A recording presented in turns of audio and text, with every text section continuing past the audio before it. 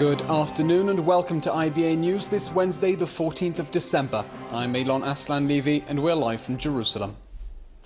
Residents of the illegal outpost of Amona are due to submit their response to the latest compromise proposal for the relocation of the 40 families on the hilltop, which the High Court has ordered be demolished by the 25th of December.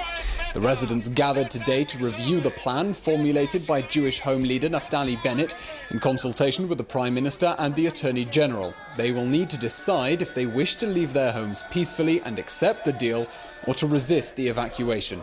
If they decide to accept the draft deal, then the state will ask the High Court to postpone the evacuation by 1 month. Details of the plan were made public last night, only after the residents received a first look. According to the compromise plan, the residents will move to the other side of the Amona hilltop, which is currently administered by the state under the absentee property law. The residents will stay in caravans for several months until new homes being built for them in Shiloh will be ready. A stabbing attack this afternoon outside the Lion's Gate in Jerusalem's Old City.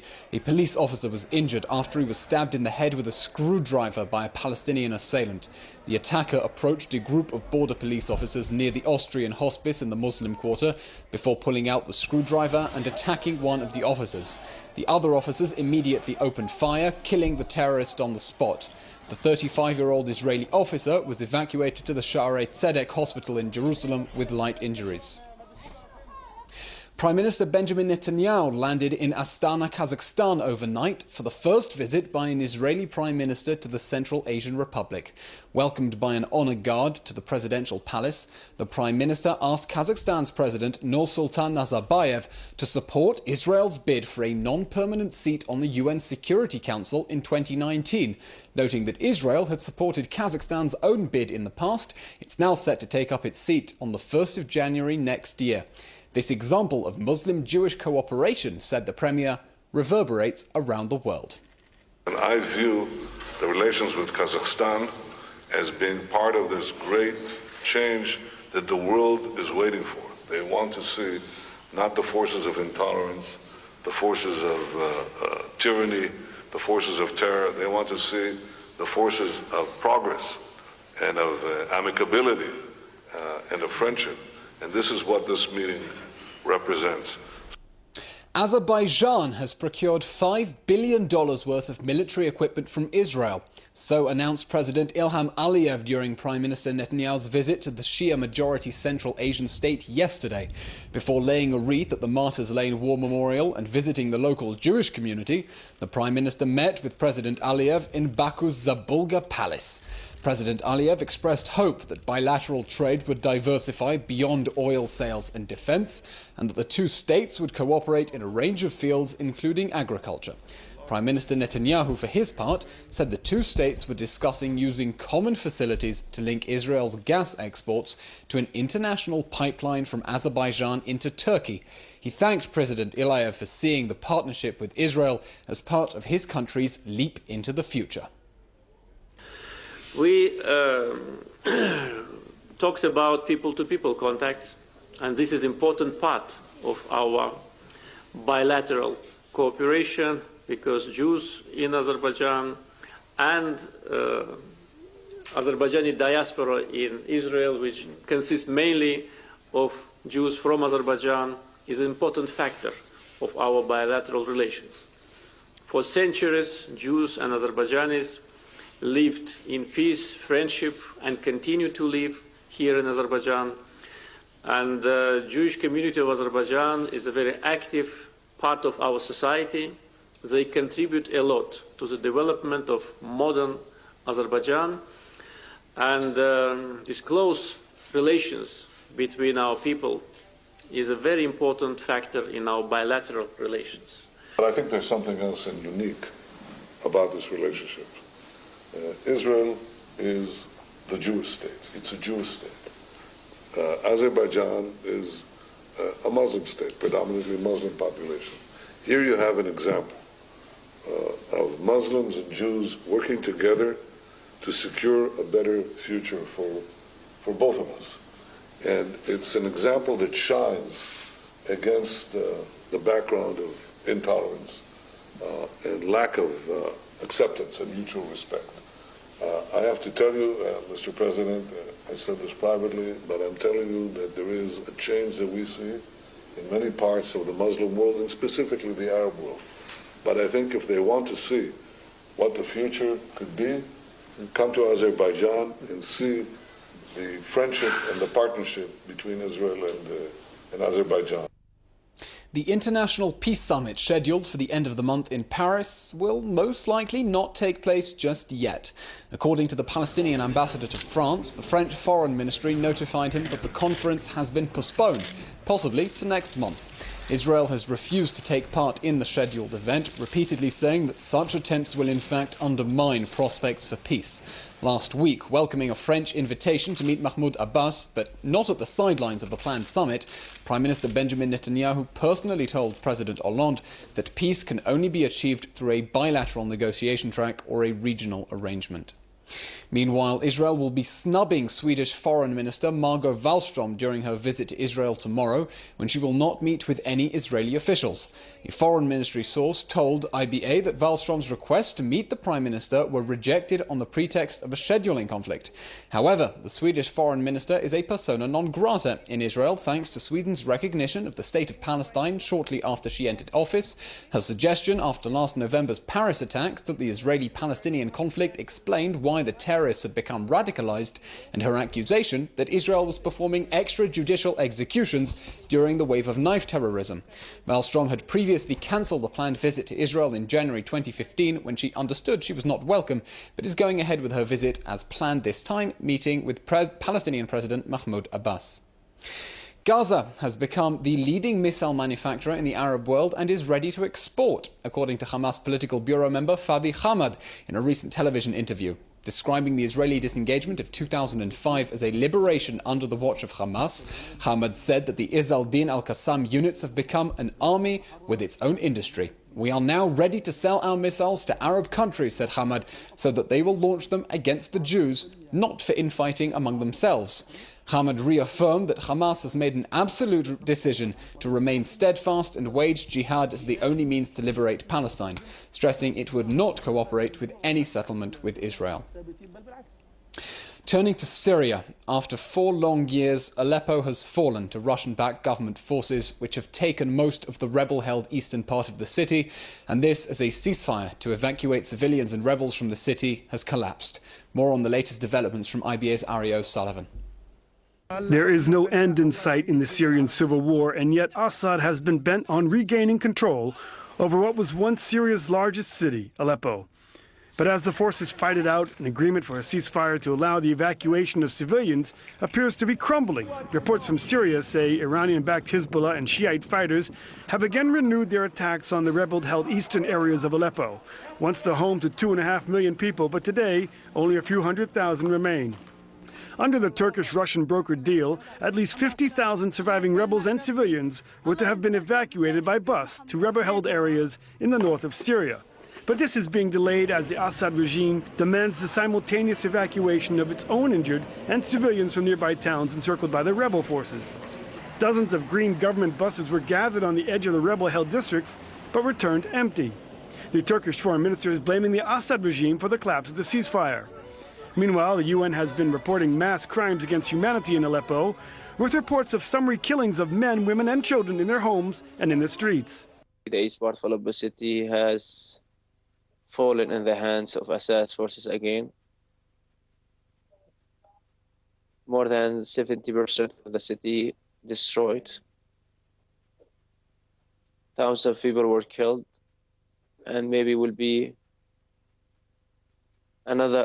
the biggest and the toughest massacre in the history in the coming days will happen in this neighborhood. Very little of the reports in the Western media are verified, however.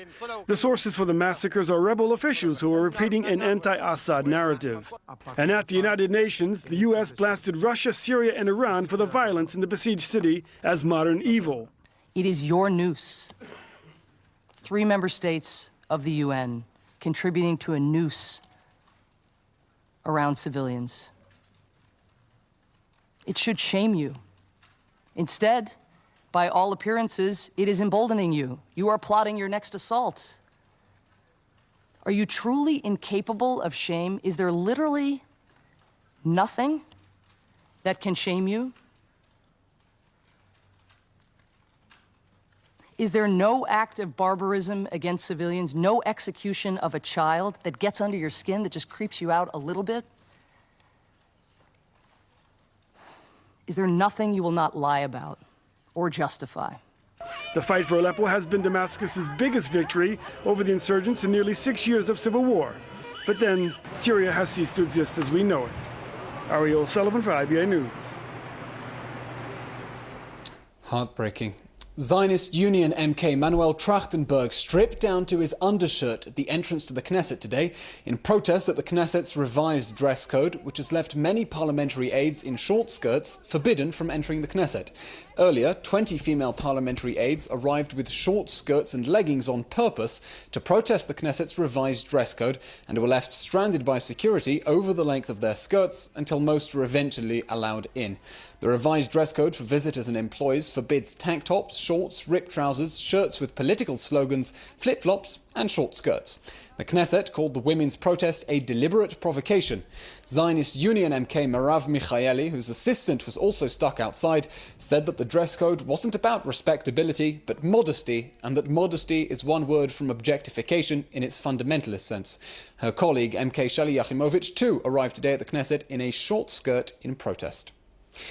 It has been cleared for publication that the head of the Army's Manpower Directorate, Major General Chagai Topolansky, was today questioned under caution after thieves broke into his home in Be'er Tuvia before dawn Tuesday, stealing a number of items, including an Army computer and a car. Army police have launched an investigation into the incident, examining the possibility that the general had classified information on the computer.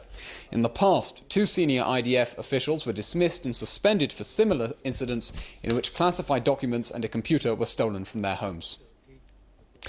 One day after their highly anticipated arrival in the country, the Air Force's brand new F-35 jets took to the skies over Israel for the first time Tuesday, soaring for an hour-long test run. The stealth jets represent the most advanced aviation equipment in the world. 50 such jets are expected to be delivered from the US within the next 5 years, expected to ensure Israel's air superiority in the Middle East for decades to come.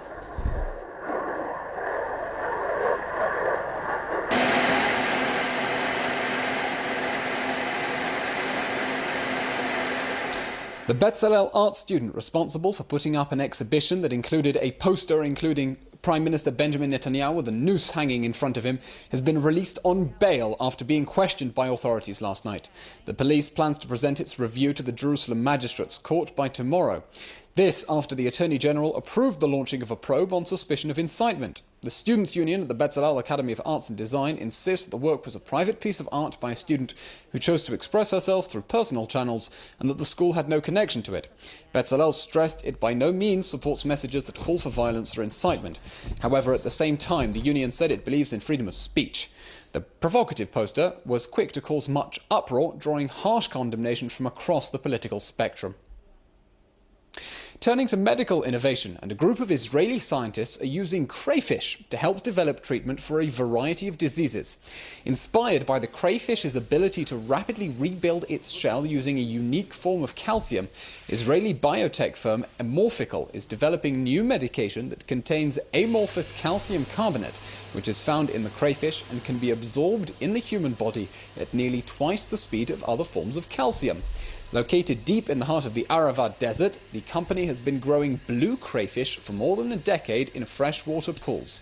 Its first commercial calcium product, Density, has been approved for use in Israel and China as a food supplement.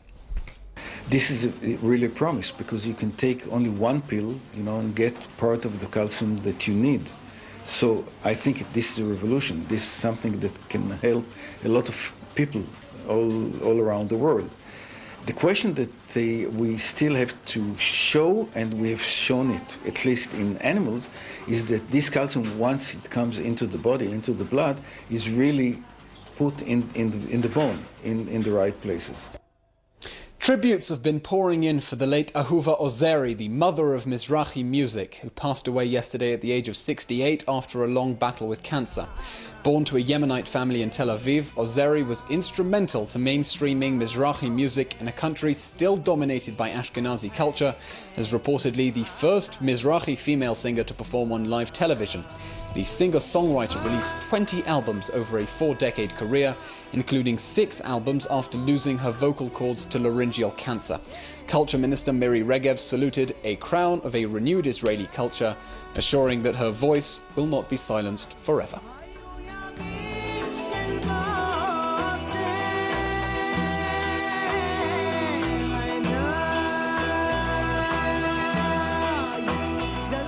In finance, the shekel is mixed and the stock exchange is down.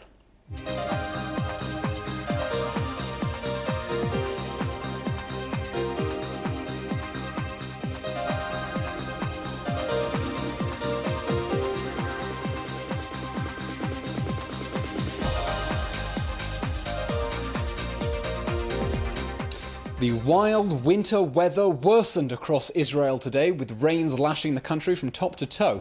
As a result of the storm, the Kinneret's water level has risen by a further 3 centimeters. Rain, strong winds and the significant drop in temperatures are expected to gradually let up by later tonight. Tomorrow will be cloudy and cold, with a chance of only light rains.